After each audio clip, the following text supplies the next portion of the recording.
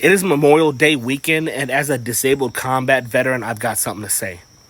I will never forget the day that I realized I was just a pawn in their sick game.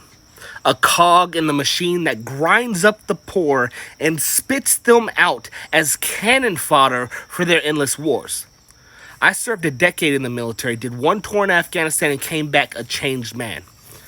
Lost too many brothers and sisters in arms, and for what? For the rich and powerful to get richer while the poor and vulnerable get sent to the front lines? Also, some fat cat can line his pockets with defense contracts and stock options? It is a goddamn travesty the way the system preys on the young, the ignorant, the poverty-stricken, the ones with no other options. They dangle that steady paycheck, the promise of education and healthcare, and the next thing you know, you're halfway across the world fighting for causes that don't even make sense.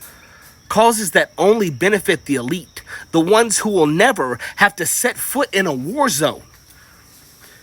And I used to chase that dragon too, Tried to numb the pain, the guilt, the memories. Chased it with booze, with pills, with anything I could get my hands on. That dragon always had my hand in the end. Left me broken, lost, and alone.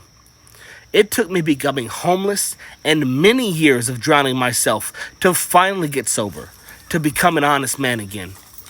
And I'll tell you what, it ain't easy, but it's worth it. This Memorial Day, let's not just remember those who fell overseas, but those who fell here at home too. The ones who lost their battle with addiction, with PTSD, with the demons that follow them. They're heroes too in my book. And we owe it to them, to all of them, to make sure their sacrifices were not in vain. So let's take a long, hard look at this system we've got. This military-industrial complex that feeds on the blood of the young. Let's figure out how to break the cycle. How to give our kids a future where they don't have to choose between starving or serving. And let's pour one out for all those who we've lost along the way, both in battle and in life. They'll never be forgotten. Not as long as we keep fighting for a better world.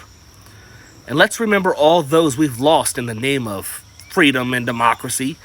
The kind that comes at the barrel of a gun and leaves a trail of broken bodies and shattered lives in its wake. The kind that lines the pockets of defense contractors and fills the coffers of the military-industrial complex while leaving the poor and disenfranchised to pick up the pieces. My name is Chase Linko-Looper, and I'm running for governor of West Virginia. Make sure you vote November 5th, 2024.